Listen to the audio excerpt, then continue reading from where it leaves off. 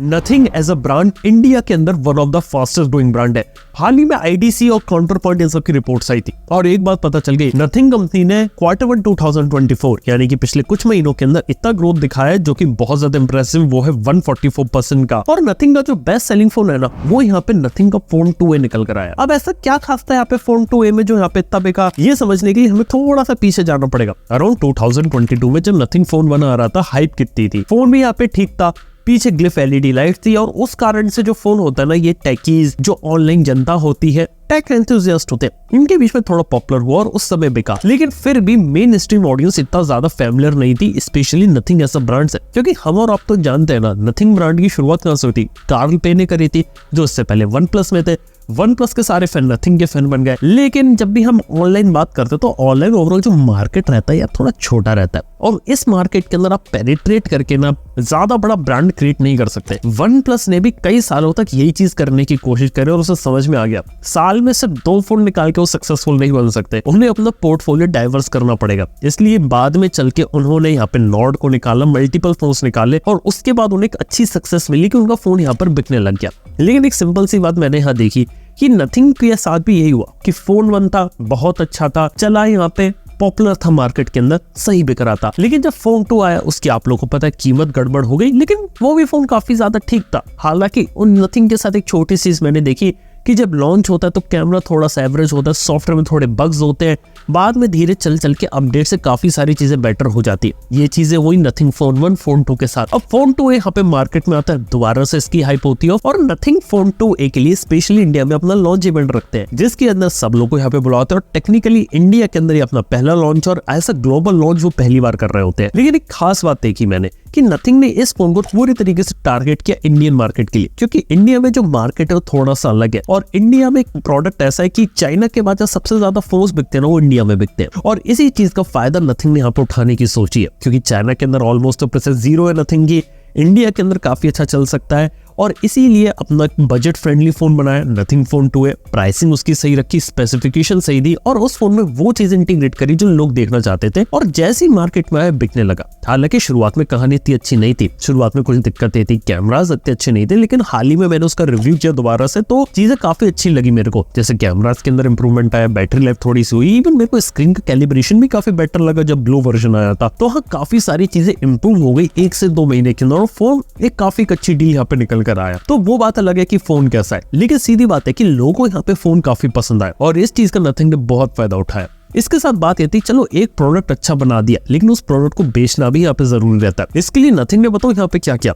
Offline के अंदर धीरे धीरे घुसना यहाँ पे शुरू कर दिया ऑलरेडी, जो कि काफी अच्छी चीज मेरे को लगी।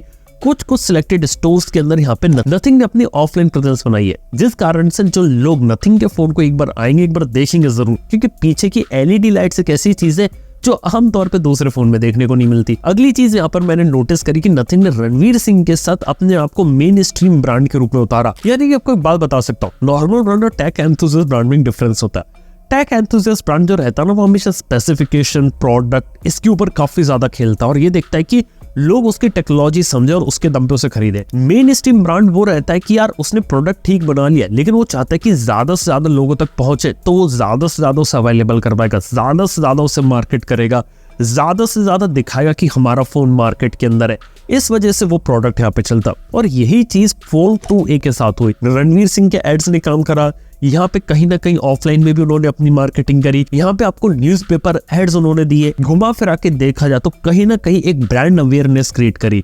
और नथिंग को पता था कि उसको इस समय उस मार्केट को टारगेट करना है जो अभी तक वो टारगेट नहीं कर पाया, यानी कि मेन स्ट्रीम कंज्यूमर। क्योंकि नथिंग का नाम टेक स्पेस के बाहर लोग नहीं जानते, नथिंग एज अ कंपनी को लोग नहीं जानते, लेकिन नथिंग एज अ ब्रांड में जब लोग आएंगे, यहाँ जब इसमें इंटरेस्ट दिखाएंगे, जब इसका प्रोडक्ट यूज करेंगे, तब चीजें बेटर होंगी। और अगली चीज यहाँ पे नथिंग को बेनिफिट मिला कि उसने फोन 1 के यूजर को एक अपग्रेड दिया, क्योंकि नथिंग फोन 1 जब आया था वो 30,000 रुपए का आया था और उसके बाद जब इस फोन की कीमत जब 25,000 या उससे कम जा रही थी, तो नथिंग फोन 1 के यूजर को एक अच्छा ऑल्टरनेटिव मिला कि अगर उन्हें स्विच करना है तो इस फोन के ऊपर भी एक अच्छा ऑल्टरनेटिव यहाँ पर हो सकता है। तो ये एक चीज है। इसके साथ ही नथिंग को शुरुआत में समझ में आ गया था कि साल के अंदर एक फोन लॉन्च करके तो यार वो सक्सेसफुल नहीं बन सकते, क्योंकि अगर एक ही फोन यहाँ पे लॉन्च करते रहेंगे ना, तो डेफिनेटली यहाँ पे कंपनी बंद करनी पड़ जाएगी, क्योंकि एक फोन लॉन्च करना सर्वाइवल का एक तरीका नहीं है। क्योंकि आप हर एक कंपनी को देखो, हर एक कंपनी को मल्टीपल फोन्स लॉन्च करने ही पड़ते हैं। सिंगल फोन लॉन्च करके आज के समय में सर्वाइव नहीं कर सकते। एप्पल जैसी कंपनी साल में अपने 4 फोन यहाँ पर निकालती है, पुराने फोन को भी जिंदा रखती है, तब बात है। और ये तो नथिंग वाले हैं यार, ये चीज नथिंग को समझ में आ गई।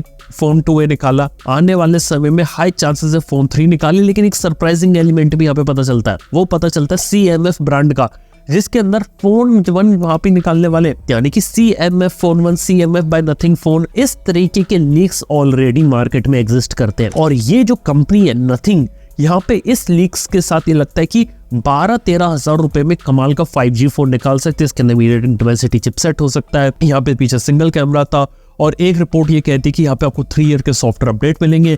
अगर बजट फोन में 3 साल के सॉफ्टवेयर अपडेट कोई कंपनी प्रॉमिस कर दे तो बहुत बड़ी चीज होती है, और इस चीज का जो फायदा नथिंग वाले उठा सकते हैं, और 12-13 हजार रुपए के सेगमेंट के अंदर बहुत अच्छा यहाँ पे ग्रो कर सकते हैं, स्पेशली स्मार्टफोन के अंदर। और उसके बाद धीरे धीरे नथिंग जो टॉप 10 वाली लिस्ट होती है वहां पर भी एंटर कर सकता है, वहां पर भी पोटेंशियल यहाँ पर मेरे को लगता है। तो यार ये कुछ चीजें जो यहाँ पर हो सकती है, जिसके बारे में मैंने आपको बताया। इसके साथ ही कुछ खबरें यहाँ पे नथिंग के बारे में और पता चली। पहली चीज, नथिंग वाले अपने एक्सक्लूसिव सर्विस सेंटर्स को इंडिया में ओपन कर रहे हैं, जिसका मतलब ये कि यहाँ पे अलग अलग जगह नथिंग के लोगों को सर्विस में कोई प्रॉब्लम हो गई तो उनके एक्सक्लूसिव सर्विस सेंटर में जाके चीजों को फिक्स कर सकते हैं। ज्यादातर अभी भी थर्ड पार्टी, लेकिन एक्सक्लूसिव यहाँ पे ग्रो रहा है। अगली चीज ये पता चलती है कि इस साल वो अपना इंडिया के अंदर खुद का एक्सक्लूसिव एक्सपीरियंस स्टोर ओपन करेंगे, जिसके अंदर नथिंग अपने प्रोडक्ट को शोकेस करेगा, ताकि ज्यादा से ज्यादा लोग आए नथिंग ब्रांड को जाने की ब्रांड क्या है, उसके प्रोडक्ट को एक बार एक्सपीरियंस करें। क्योंकि लिटरली मैं बात बता रहा हूँ कि प्रोडक्ट को एक्सपीरियंस करना यहाँ पे बहुत बड़ी चीज है।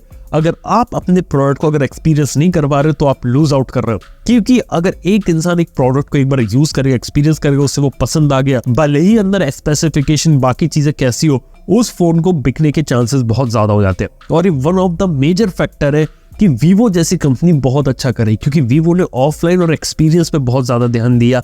ये एक बहुत बड़ा फैक्टर है इंडियन फोन मार्केट के अंदर ग्रो करने के लिए, क्योंकि वो जमाना जा चुका जहां पे आप सिर्फ और सिर्फ स्पेसिफिकेशन दिखा के ज्यादा फोन बेच सकते थे। वो चीज का जमाना अब खत्म हो चुका है। तो ये एक चीज है यहाँ पे मार्केट के अंदर चल रही है नथिंग एज अ ब्रांड के अंदर। देखने वाली बात है कि आने वाले फ्यूचर में नथिंग के अंदर आपको और क्या क्या प्रोडक्ट्स देखने को मिलते हैं, और बाकी जो टॉप 10 स्मार्टफोन ब्रांड्स की जो लिस्ट है वो नथिंग अपनी एंट्री कब बना पाता है, ये देखने वाली बात है। बाय द वे, आप लोगों को नथिंग एज अ कंपनी कैसी लगती है, ये बात जरूर नीचे कमेंट बताइए। थैंक यू वीडियो देखने के लिए। मैं आपसे मिलता हूं नेक्स्ट वन में। Good bye.